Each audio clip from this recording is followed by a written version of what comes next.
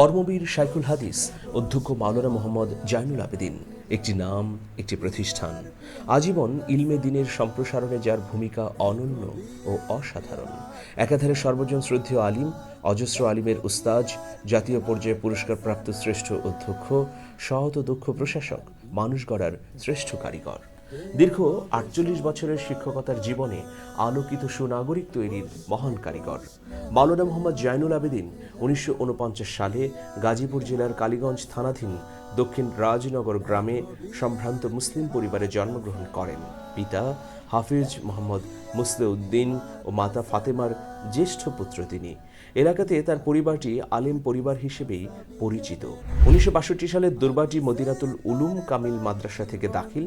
১৯৬৬ সালে চাঁদপুর জেলার লতিফগঞ্জ সিনিয়র মাদ্রাসা থেকে আলিম। ১৯৬৮ সালে চাঁদপুরের ফরিদগঞ্জ মজিদিয়া কামিল মাদ্রাসা থেকে ফাজিল এবং একই মাদ্রাসা থেকে ১৯৭০ সালে কামিল পাশ করেন। ঢাকা বিশ্ববিদ্যালয়ের ইসলামিক স্টাডিজ বিভাগ থেকে ১৯৭৫ সালে অনার্স ও একই বিভাগ থেকে ১৯৭৬ সালে মাস্টার্স ডিগ্রি সমাপ্ত করেন।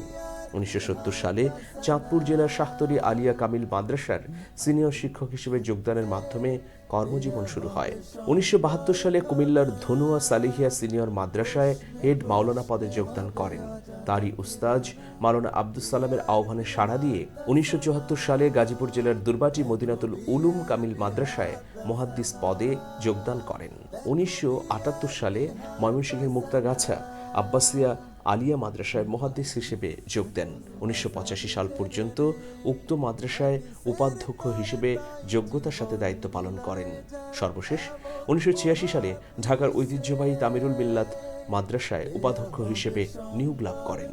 ১৯৮৬ সাল থেকে ২০১৮ সাল পর্যন্ত অধ্যক্ষ হিসেবে সুচারুরূপে দায়িত্ব পালন করেন তিনি। তার ঐকান্তিক প্রচেষ্টায় তামিরুল মিল্লাত মাদ্রাসা কামিল শ্রেণীতে উন্নীত হয়। তামিরুল মিল্লাত কামিল মাদ্রাসা টঙ্গী ও তামিরুল মিল্লাত মহিলা কামিল মাদ্রাসা স্বতন্ত্র প্রতিষ্ঠান হিসেবে স্বীকৃতি লাভ করে। কর্মজীবনে তিনি বিভিন্ন ধরনের দেশি বিদেশি প্রশিক্ষণ, সেমিনার ও সিম্পোজিয়ামে অংশগ্রহণ করেন। ব্যক্তিজীবনে তিনি ২ পুত্র ও ৪ কন্যা সন্তানের জনক। ১৯৯৩ সালে জাতীয় শিক্ষা সপ্তাহ উপলক্ষে বাংলাদেশ সরকারের প্রধানমন্ত্রী কর্তৃক ঘোষিত জাতীয় শ্রেষ্ঠ শিক্ষক হিসেবে পুরস্কৃত হন অধ্যক্ষ মাওলানা জাইনুল আবেদিন। তিনি একজন প্রখ্যাত আলেমে দ্বীন ও প্রথিতযশা শাইখুল হাদিস। বাংলাদেশ মাদ্রাসা শিক্ষা বোর্ডের পাঠ্য বই সহ বেশ কিছু প্রকাশনা রয়েছে তার। উল্লেখযোগ্য বইয়ের মধ্যে আদর্শ শিক্ষকের পুঁজি, জুমার আদর্শ খুতবা, মুমিন জীবনের আমানত, তাকওয়া, ছোটদের আরবি শেখা প্রণিধানযোগ্য।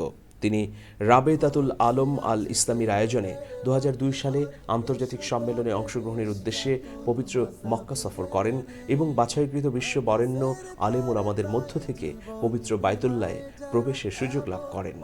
২০০৪ সালে জাপান সরকারের সমাজ কল্যাণ মন্ত্রণালয়ের আমন্ত্রণে জাপান সফর করেন।